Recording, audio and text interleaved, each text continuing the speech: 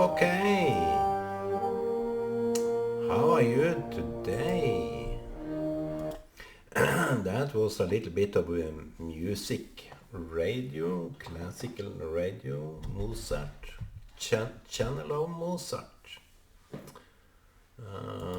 We have some different.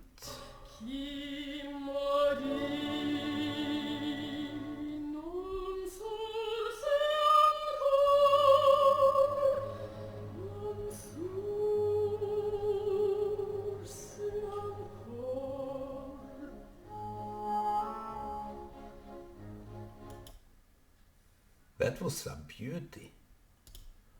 What can we say?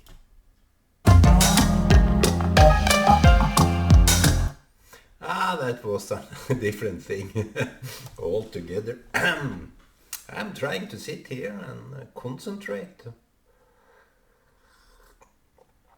This classical music. It's how I like it. I like classical music. So, wonder what's happening nowadays. When I went to this church yesterday, it was about prayer. It was quite different from what I've been experiencing before.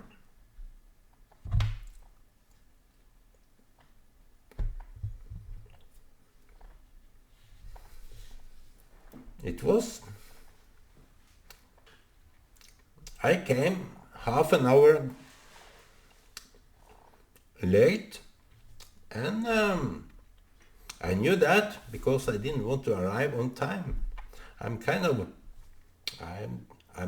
not going to take the show, but when I came, I came in the middle of the meeting, and they were about to read from the Bible.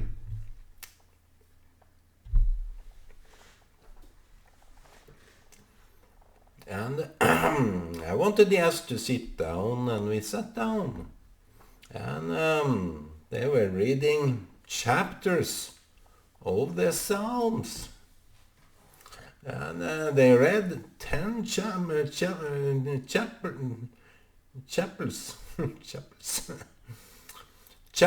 of this psalm from 1 to 10. And you had this musical thing to it. I don't know whether I can find it here, but it was this kind of musical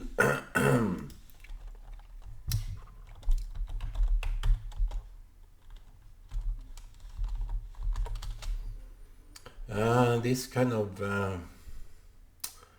psalm. It's called Shigon,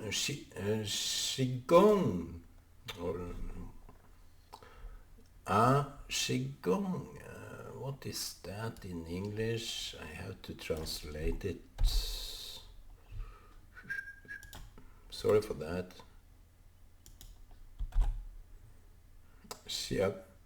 Let me. No, that is Swahili. Sorry for that, my friends. Sorry for that. A Zigahan by David. Zigahan by David. And then we can ask, what is a Zigahan? Then we can look it up here. It's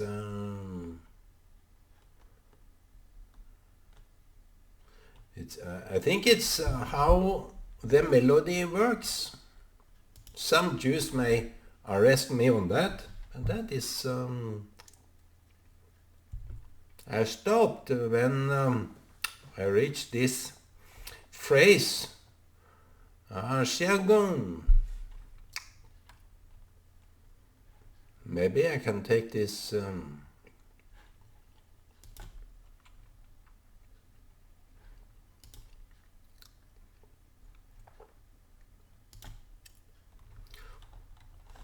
in English, I don't know. Oh, no.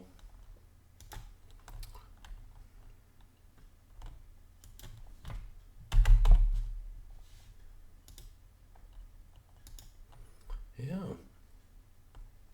A song of David, which he sang unto Jehovah, concerning the words of Cush a Benjamite.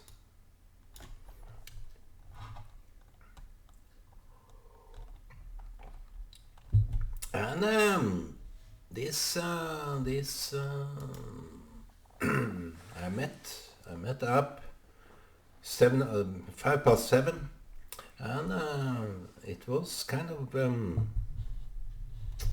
yeah, I didn't feel good, but it was not bad, and I knew somehow I did a good thing.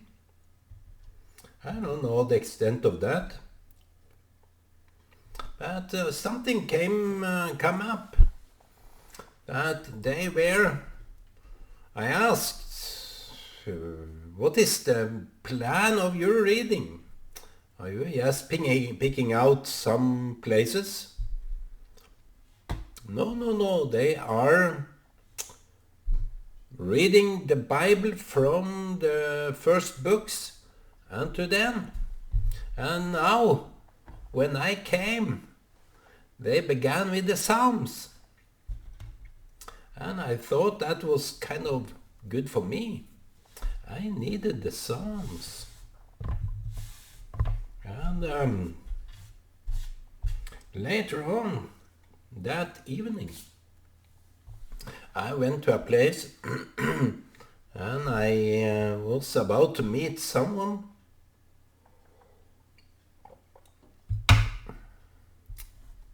In some way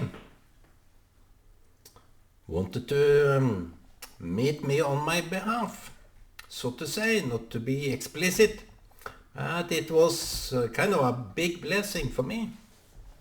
He met me on my behalf, and I thanked him, and I said, there is no worries about that.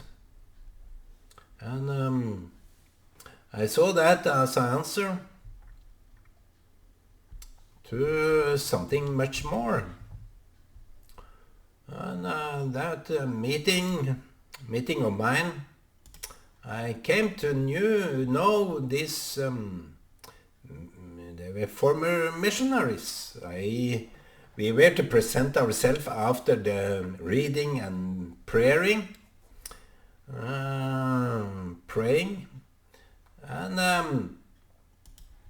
I presented myself, my name, and I said as an introduction that I've been here before, and I met this lady that had been a missionary in Ethiopia, and it kind of was a blessing to me that we could meet, see each other, and I appreciated very much what this single lady had done outside. Not only there in Ethiopia, but where she is.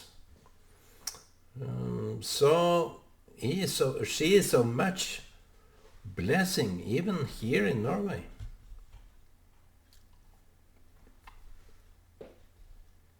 So I said that I have some familiarities with this lady.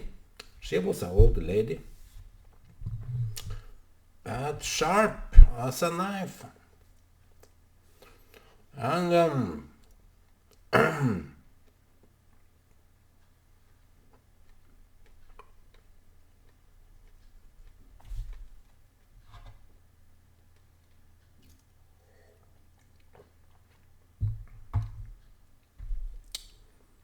was good.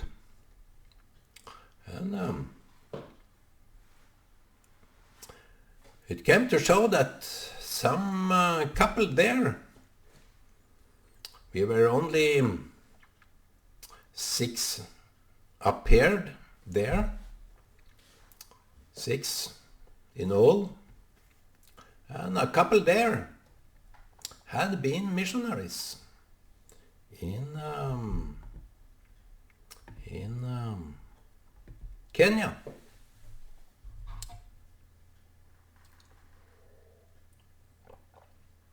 I think it was for the Lutheran, from the Lutheran side. And they told me that they have met my parents out at Isiolo. Those that are from Kenya listening to this, they told me that frequently, I think they were stationed in Limuru, and they frequently often visited my parents there in Isiolo. And he asked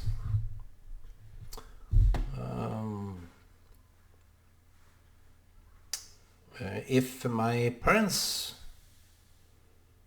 were in Nairobi. And I said, yes, they were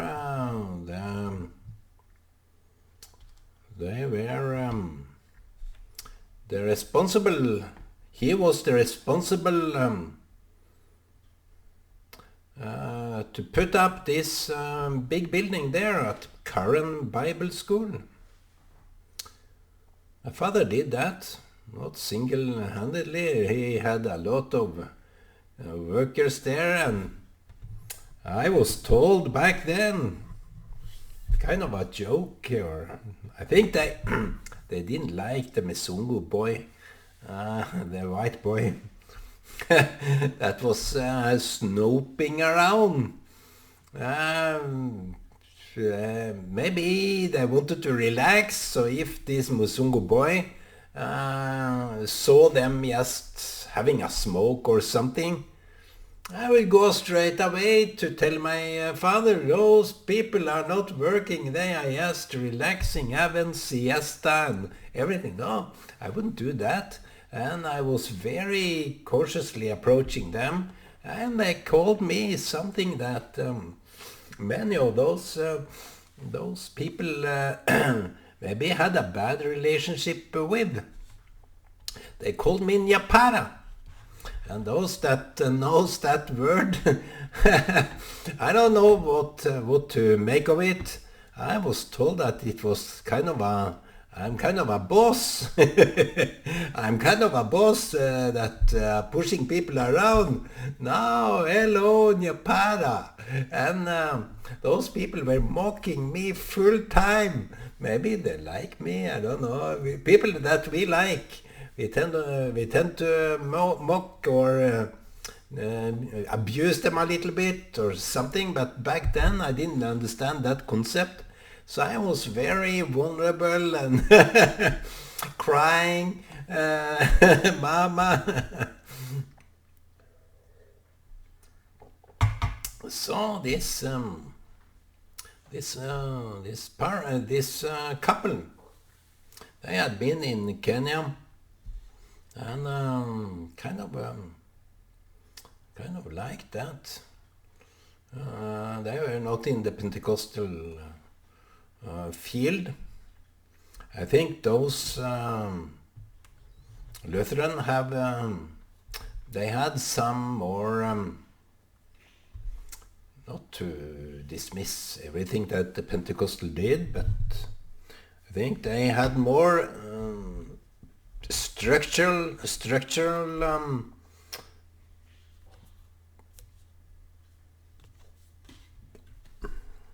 they were more structural. They had some structure in their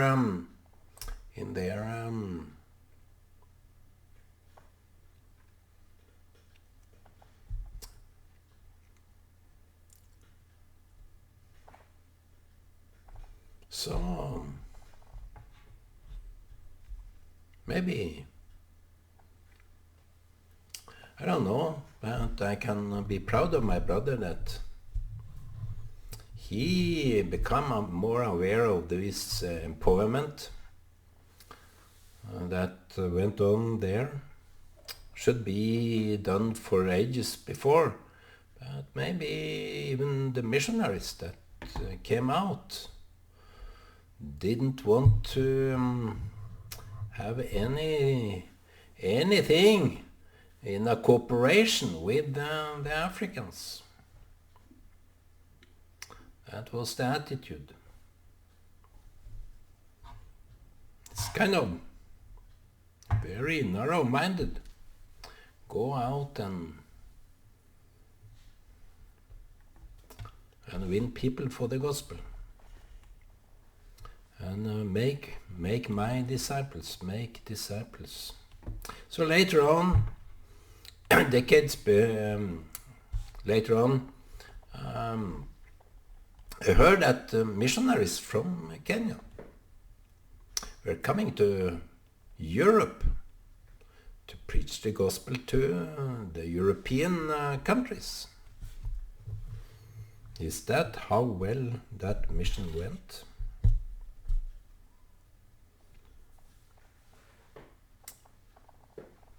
To make people stand on their own, making it happen. Did we make people strong? Did we make people independent? Is that questions we need to ask ourselves when we bring up children? Maybe we do. But if we want our children to be independent, maybe people have not that kind of view on their kids, because the kids will grow independent. It's a plant of its own. It can stand alone. I have talked about that too. These children of ours, we need to let them stand by their own self. That's very important to make happen. They are our offspring and should be regarded as independent persons. So I have this backlash of my own thing. But now, Ole, you are independent. It doesn't really feel always like that. It's kind of, I'm too spoiled. I'm too spoiled in order to take care of myself. I'm too spoiled. Brat. I'm too spoiled brat.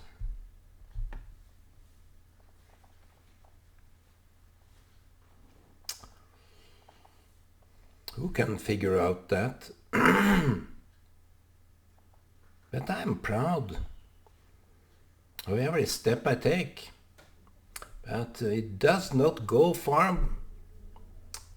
I don't linger. When I do something I succeed on, I don't linger on that for many, many days. Let me see.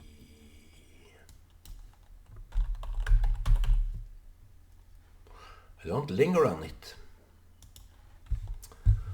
I think to linger on some successes is not as good. Maybe you can linger on what you did yesterday or the day before. As these videos, some I'm really happy with, because it's something that is said in a profound way. that I got the feeling that this, I wouldn't say, but sometimes I get this feeling. So when you linger, if you have a tendency to linger on your successes, you will be held back. If you linger on your misfortune, you will as well be held back. So sometimes I feel happy about something I do, something I experience, but to linger on it, to put myself there, is not my nature. I will never stop and be happy for the place I have arrived. I will always push forward into the future, because there is something about time that doesn't let you hold back. The time will push you forward to believe in the future, believe in the moment. You can't hold back. It's corrupting your mind. So I added those couples as my friends on Facebook, and he accepted it.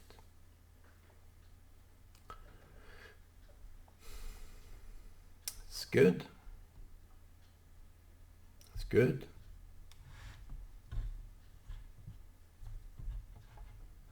It's nice to know that some part of what my parents did was received as something profoundly good. I tend to criticize. I was told back then, when I was criticizing the organization for leaving them missionary kids off in a boarding or living other places than their parents. It was not so uncommon back then, but it was uncommon for me to live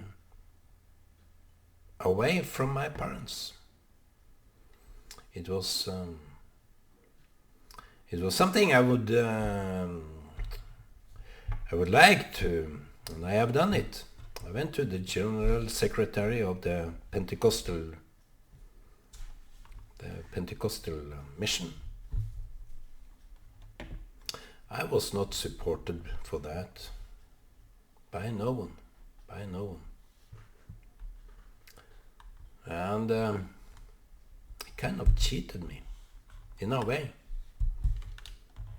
Because if they regret what they did then, why wouldn't they back their words? But I'm not bitter. Don't misunderstand me. I'm not bitter of that. I'm just talking about it because it's something that the organization needs to take to heart. It's easy to say we regret and we will meet you, and if you have some questions, they will not answer. If you have some wishes, they will not answer. They have nothing to show, just words. So that's why it become a little bit it's like when you are reaching out and are answered in a very rude way. Even how nice they may answer, it's rude. When you create expectations and you don't fulfill them, it's rude. In any which way you can create expectations and promises, make promises that you will not intend to fulfill. So that's a lie. And you don't do that to children. You don't do that to anyone that have some wounds from childhood. So that's my saying to them that dismisses that. I went to the general secretary to this organization and told him that you need to take some responsibility. What is it that you can do? I myself, I will volunteer to talk about to be a missionary child in length to other parents, to other children. I know so much about it. I've been more of my life without my parents.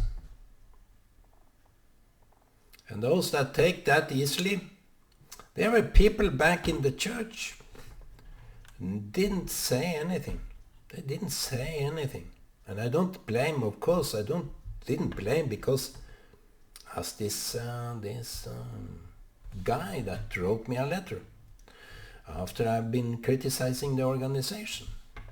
He said that it's entirely your parents' responsibility.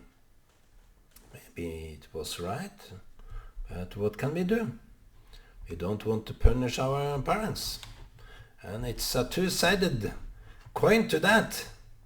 I know the coin that say it's our parents. But they were within an organization that saw this.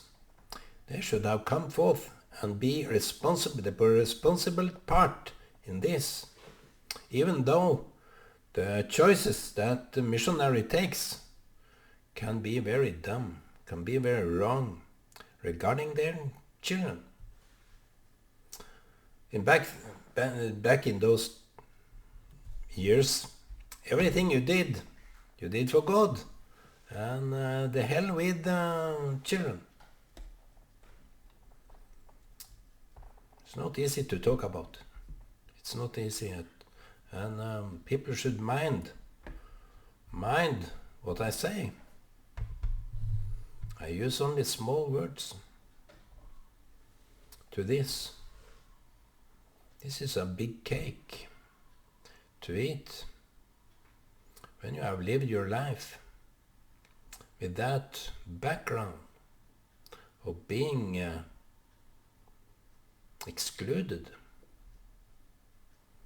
abandoned by your parents, and when you cried, they didn't understand.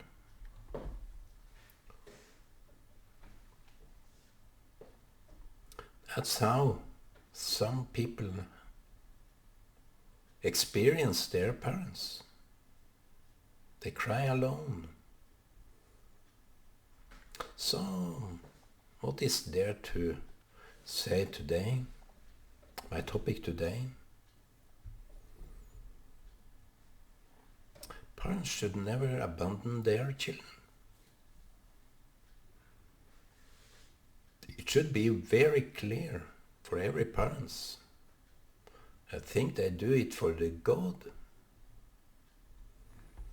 Know this, even if you claim that you do it for God or whatever you say, is not an excuse to leave your children.